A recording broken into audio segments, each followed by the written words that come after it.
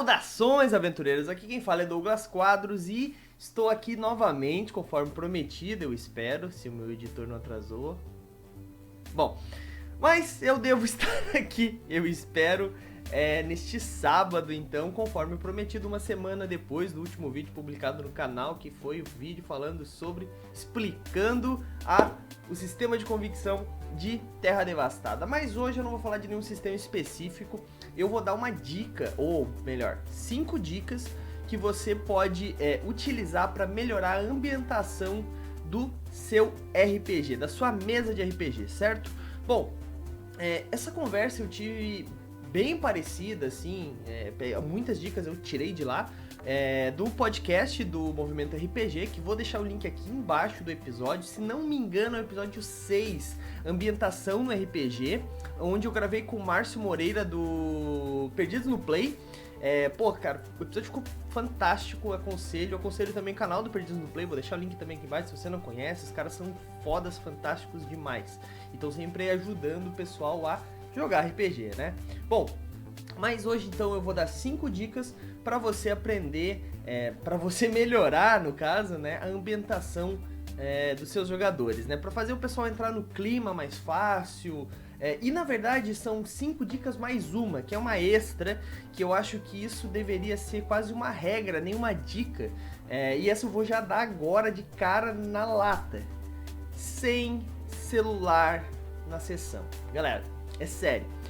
Primeira coisa, como mestre, quando você tá descrevendo assim, tipo, às vezes também fica um pouco maçante, né, galera? Vamos dar uma relaxada aí, né, por favor. Mas então assim, às vezes quando tá descrevendo aquele cenário, aquela cena épica que tá acontecendo, e tu olha pro lado e vê um jogador que tá na cena, mexendo no celular ali, sei lá, jogando o Instagram pra cima ou qualquer coisa do tipo, poxa, gente, é desanimador, assim, sabe? Pô, o cara não tá interessado, então por que ele foi jogar aquela sessão? Às vezes outra pessoa podia estar ali naquela mesa, naquele lugar. Então, assim, eu costumo pedir pros meus jogadores, né? Isso nunca foi um problema, mas eu costumo pedir pros meus jogadores que enquanto eu estiver descrevendo as coisas, não mexam no celular, né? Se você não estiver na cena, beleza, vai lá, mexe no celular. Ou então se estiver no meio de uma batalha e você quer procurar alguma coisa no seu livro, PDF, que tá no celular, beleza, mas tente não mexer. Eu sempre procuro levar os livros que eu possuo pra mesa, né? Assim facilita que o pessoal não pega o celular. Porque assim, pega o celular pra olhar o PDF. Daí pega o celular, olha. Quando vê, 20 minutos depois, ele nem olhou a magia, ele tava respondendo a prima do amigo do irmão que tava falando com ele, perguntando a chave que ele escondeu, né? Bom, então assim, sem celular na mesa, dica extra aí. É quase uma regra, né? Mas tudo bem. Não deveria ter que falar isso, mas por mais que pareça óbvio. Bom, então vamos lá. Agora sim, dicas de ambientação, para melhorar a ambientação no sua sessão de RPG. Bom, a primeira delas é uma coisa que muita gente tem usado e eu acho que é extremamente importante para auxiliar o mestre, e às vezes é uma coisa que até os jogadores podem tomar a iniciativa e fazer, que é música. Música de ambientação, hoje em dia no Spotify tem as pilhas, assim. Eu vou deixar aqui embaixo, a gente tem playlists, tá? Preparadas para você deixar no YouTube rolando lá, para você que tem YouTube Premium. Deixa 1 hora, 2 horas de música rolando ali, umas playlists que a gente deixou selecionada para música de taverna, música de viagem, entre outras coisas. A gente tá criando também no site do Movimento RPG algumas playlists pro Spotify, tá? Eu vou deixar linkado embaixo se estiver pronto, se não estiver pronto, me cobrem, gente, porque isso vai ser legal, porque no Spotify, bom, por mais que tenha, como é que eu posso dizer, tem propaganda, ainda assim é mais fácil do pessoal assinar, né? Muita gente assina o Spotify e também a propaganda é coisa pequena, então por mais que vá quebrar um pouco o clima, é melhor do que nada, né? De qualquer jeito você vai acabar tendo que procurar 1 ou 2 playlists, certo? Bom, mas não se limite a músicas, tá?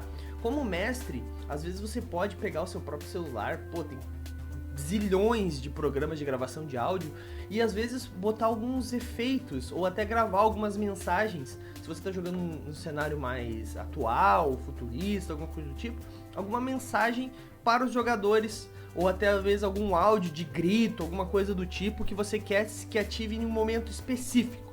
Daí assim você não precisa nem estar no local, você pode deixar o Spotify, ou melhor, seu celular conectado a uma caixinha de som, ou até usar o seu próprio celular e aperta o botão e aciona aquele som, né? Isso é muito legal, a gente faz o pessoal entrar num clima de forma fantástica, assim, é muito incrível como uma música de batalha empolga, até mesmo jogando, sei lá, Vampira Máscara, que tem 42 mil dados sendo rolados, 2 turnos por personagem. Então, assim, uma musiquinha ajuda pra caramba. E esses sons extras faz o pessoal ficar ligado, porque a qualquer momento alguma coisa pode acontecer. E claro, né, tipo, isso vai demandar um pouco mais de tempo, mas ainda assim é uma coisa que com certeza vale a pena. Jogadores, isso também é uma dica pra vocês. Tô jogando, sei lá, Dungeons & Dragons 5ª edição. Tem uma magia específica que é um raio de gelo. Cara, procura algumas bibliotecas e bibliotecas de som e efeitos de áudio que você pode procurar aí na internet, baixar um som, tá? Muitas deles gratuitos, senão às vezes o pagamento é, sei lá, 20 centavos ou coisa do tipo.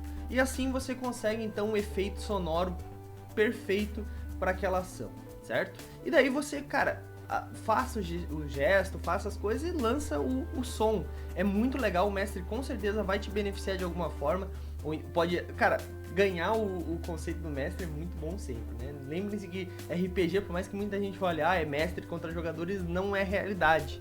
O mestre tá para se divertir os jogadores estão para se divertir e seguir uma história que o mestre está propondo. Então não é um contra o outro, certo? Bom, já falei demais sobre música, então música é o nosso item número 1. Eu preciso melhorar meu enquadramento aqui. Bom, dica número 2, então, é uma dica que já demanda um pouco mais de preparo do mestre, certo? Os jogadores também podem participar, com certeza, dessa parte, mas é a utilização de comidas. Gente, comidas é bom falar de comida, né? Bom, mas comidas, então, elas podem ajudar, sim, a ambientar os personagens naquele local, naquela era, naquele tipo de jogo que vocês estão jogando, né? Uma vez a gente jogou um jogo de sobrevivência e antes da sessão a gente fez, tipo, uma janta e tal, e daí a gente comeu todo mundo, tipo, comida enlatada, coisas do tipo. Cara, por mais que, tipo, a gente tinha iluminação, o mundo não tinha acabado de verdade, é um jogo fictício, só de tu comer uma coisa que teu personagem provavelmente vai comer, coisas do tipo, cara, é muito legal, assim, faz o cara entrar no clima de uma forma fantástica, assim. Então, a alimentação pode sim ajudar a entrar no clima, melhorar a ambientação, né? Às vezes a gente não tem ideia do que fazer, né? Então, assim, eu vou fazer no futuro aqui, eu espero, algumas dicas e algumas receitinhas de alimentos que são bem temáticos, assim, né? Logicamente eu vou pegar mais a parte medieval, né? Uma série que eu quero escrever aí, que eu quero fazer em si, é sobre a famosa ração de viagem, né? Que diabos é uma ração de viagem? Não é um grão que você come, não. Apesar de ter alguns grãos, mas... Bom, não é só grãos, tá? Tem um alimento específico, tem algumas coisas específicas e poucos cenários e sistemas dizem exatamente o que é a ração de viagem que a gente tanto ouve falar. Então, é uma coisa interessante, às vezes, você levar alguns pães, se você está jogando um jogo medieval, um queijo e tal, combine com seus jogadores, façam uma vaquinha e tal, não sai tão caro, ou façam coisas mais simples, para às vezes sair aquele negócio do salgadinho e da Coca-Cola, sabe? Ó o jabá. Não sei se eu posso falar, mas já foi. Bom, e claro, né, não é uma coisa pra ser feita sempre, né? Às vezes, tem um banquete, gente, vamos fazer, sei lá, tô com os elfos aqui, vamos fazer um jantar vegetariano, qualquer coisa do tipo, sabe? Então, é uma coisa também que ajuda com certeza a ambientar, né? Só que, claro, tem que ter um pouco de um pouco mais de preparo pra esse caso, né? Bom, vamos agora então pra nossa dica número 3. A nossa dica número 3, então, a minha dica número 3, por que eu tô falando no plural? Bom, a minha dica número 3, então, é iluminação. Gente, eu sei que é um pouco complicado, mas às vezes tipo, o orçamento tá baixo e tudo mais. Hoje no mercado existem lâmpadas que mudam a cor com um aplicativo no celular. Mas, cara, isso é um pouco caro e tudo bem, né? Tipo, nem todo mundo tem acesso a esse tipo de ferramenta, né? Mas tem outras coisas que você pode fazer, coisa que provavelmente todo jogador de Vampiro à Máscara já fez, que é utilização de velas. Velas durante cenas específicas ajudam sim a dar uma ambientação melhor. Não só velas, né? Às vezes diminuir um pouco a luz, desligar, deixar somente a luz da rua. Mas, gente, mestres principalmente, cuidado. A gente tá jogando um jogo que tem uma ficha, né? E precisa ser escrito e coisas do tipo. Não queremos jogadores forçando os olhos, ficando com dor de cabeça e tudo mais. Então, assim, cautela, né? Use em momentos de interpretação, o pessoal tá todo mundo no escuro, escondido, por causa de sei lá, um mistério, alguma coisa do tipo. Então, alguns momentos, não ter luz nenhuma, assim como, falando da dica número 1, não ter música nenhuma é importante, né? E, em alguns casos também, né, voltando a falar da luz, luz também é importante não ter. Bom, vocês entenderam, né? Então, dê o seu jeito, tem várias formas de fazer várias coisas aí, é só pensar com cuidado. Tem vários vídeos na internet como fazer luzes de outras cores, com velas inclusive, fazer chamas de outra cor. Então, deem uma olhada nisso, às vezes é uma coisa legal também de se fazer, mas usem com cautela e também não é uma coisa que ser usada sempre, né, conforme eu disse, né? Pô, uma batalha que exige movimentação, que exige usar livro, pegar ficha, calcular dano, calcular HP, PV, CA, HP, já falei HP e todas essas paradas, não é interessante, né? Então mantenha daí luz completa, liga a lâmpada, gasta um pouquinho de energia porque faz parte, né? Dica número 4. Bom, essa exige talvez bastante do mestre, principalmente. Não só do mestre, os jogadores também é interessante, mas o mestre vai exigir muito mais, que é imagem, certo? O mestre precisa descrever muitos lugares, muitas coisas, muita informação, mas assim, você entra num local, quando você entra num local a primeira vez, você não fica prestando atenção em todos os detalhes e tudo que tá acontecendo. Se você tá querendo realmente procurar alguma coisa, você vai procurar essa coisa. Então, uma olhada superficial é isso que o mestre precisa descrever quando você entra num local. Só que às vezes um estímulo visual é muito mais importante do que uma descrição. A descrição é importante, sempre. Estamos jogando um jogo de interpretação de papéis, imaginação. Mas um estímulo visual pode ajudar muito e às vezes você consegue botar alguns detalhes. Só que avise os seus jogadores, tá? Isso é importante também. Mas na imagem você consegue colocar alguns detalhes que são importantes para sua trama. E hoje em dia nós temos bancos de imagens gigantescos de cenas, cenários, coisas muito específicas que às vezes você nem imagina que tem, alguém já ilustrou, certo? Pinterest, Google Imagens, Pixel, tem um zilhão de sites e banco de imagens aí para você procurar. Eu vou deixar aqui embaixo alguns.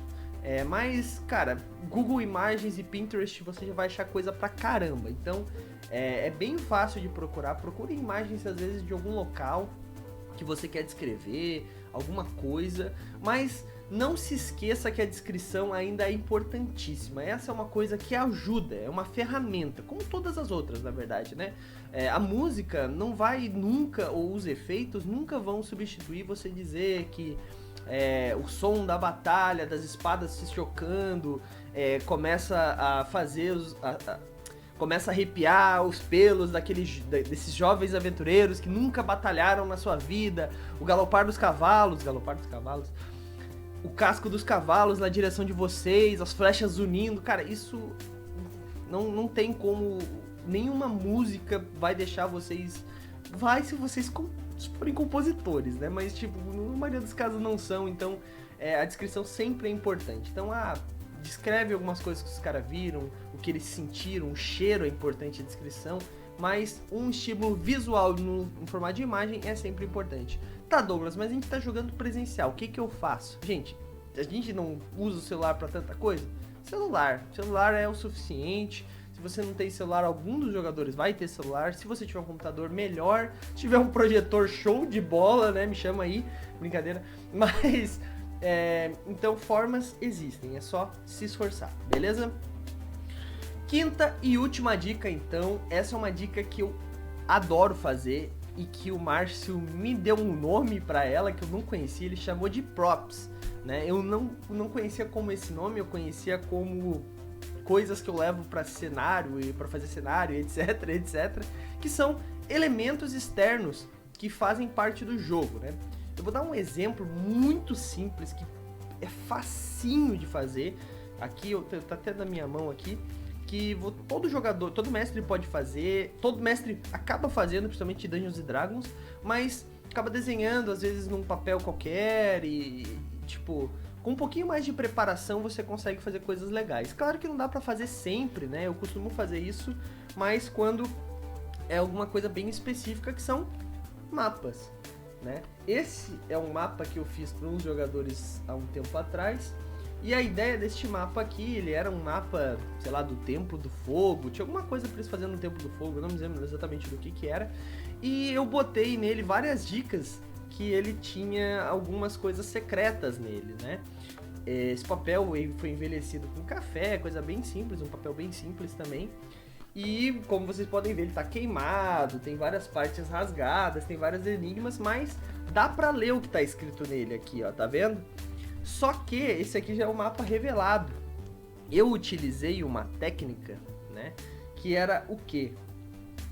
Então, ele dava pra ler, mas eu utilizei o segredo, né? Eu deixei ele fechado, vamos dizer assim. Eu vou riscar aqui só um pouco para vocês entenderem, tá? Mas eu basicamente botei um enigma dentro de um enigma, né?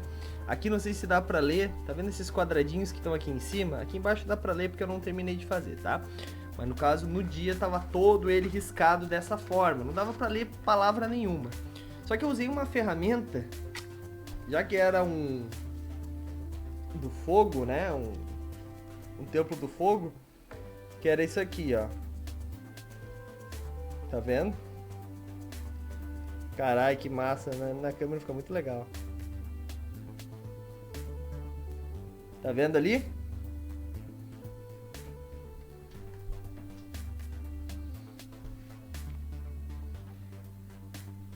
Então, basicamente, o que acontecia? Quando eles passavam a chama no mapa, as palavras iam se decifrando.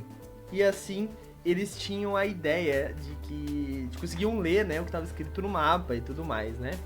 Foi uma coisa que exigiu bastante tempo, bastante preparação também, né? Como mestre, às vezes a gente acaba exagerando, mas é uma coisa que, cara, quando tu vê os jogadores decifrando esse tipo de coisa, não só no virtual, mas no ao vivo, cara, é fantástico, assim, é genial, assim, o olho brilhando e tudo mais, cara, é pra isso que a gente mestra, né? E eu usei uma coisa muito simples, que foi essa caneta aqui, tá? Eu vou deixar o link aí embaixo, tá?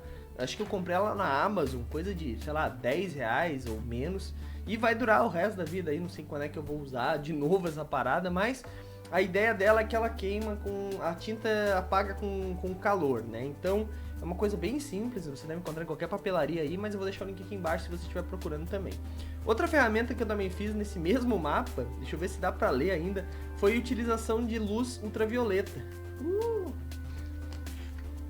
Né? A luz negra. Aqui, deixa eu ver se tem alguma coisa. Ó, não sei se vai dar pra ver, mas em alguns pontos aqui ela tem algumas palavras escritas, que estão escritas com essa caneta aqui, de luz negra, e fazem com que seja revelado alguns segredos também. Então, assim, eu entreguei para os jogadores no mundo do RPG, no jogo em si, um mapa, e eu entreguei para os jogadores um mapa na vida real. E falei para eles, decifrem. Logicamente, os jogadores não têm as mesmas capacidades que um personagem tem. Então, sempre vai ter um jogador que vai falar, cara, mas o meu personagem é mais inteligente que eu. Então, você deixa ele rolar um teste de inteligência e dá algumas dicas. Ah, você vê padrões assim... Você vê que isso é um negócio de fogo, tá queimado, pode ser que tenha alguma coisa a ver, mas não... De jogadores, né? Vamos lá, pensem um pouquinho, ajam como um grupo. E mestre também, né? Se o grupo ficar travado aí, nunca conseguir passar num desafio é porque você exagerou um pouco, né? Mas esse é só um exemplo, eu fiz outros mapas também. Um deles eu fiz, foi esse aqui não vai dar pra ver muito bem, mas eu fiz ele com... Eu peguei um lápis sem ponta e eu escrevi em várias partes dele, várias mensagens, as mensagens reais que eu queria que os jogadores soubessem. Então, pra te decifrar ele, tinha que riscar ele com grafite, conforme eles fizeram aqui no mapa inteiro.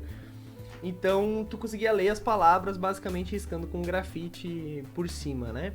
E era um mapa da Terra, então tinha toda essa parada do grafite. E, bom, na história fazia sentido, se não me engano. Ou não, mas foi muito legal também, né? Mas não é só mapa que você pode fazer. Às vezes, sei lá, o jogador tem... Os personagens têm acesso a jornais. Eu tenho um mestre que fez isso, André. É você que eu tô falando.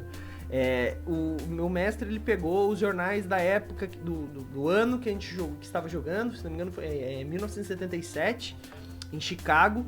Então ele imprimiu a capa do jornal daquele ano inteirinho, assim, sabe? Tudo em papel preto e branco e tudo mais, e fez tipo uma espécie de arquivo. Então a gente consegue comprar o jornal e ver qual que é a manchete do dia. Logicamente, isso tem que ter alguma coisa a ver com o cenário, né? Então, tipo, meio que lendo essas matérias a gente consegue ver coisas reais que estão acontecendo no nosso cenário, que nós estamos no ano de 1977 em Chicago, né? Então, basicamente, essas manchetes são plots do que está acontecendo com a gente, né? E como mestre, o trabalho dele é fazer essas coisas acontecerem e talvez botar a gente no meio dessas enrascadas, como ele tem feito muito bem, né, seu André? Mas, entre outras coisas, gente, outra coisa que eu costumo fazer também é a utilização de baralho, né? Não jogar baralho enquanto tá jogando RPG, fazer um jogo dentro de um jogo. Não é isso. Mas a utilização de baralho para fazer uma espécie de coisas como sorte, ou então algum tipo de jogo de cartas no sentido de destino, alguma coisa do tipo, sempre envolva alguma outra parada que seja externa ao jogo. Porque daí você faz com que os jogadores toquem. O RPG ele é uma coisa muito mental.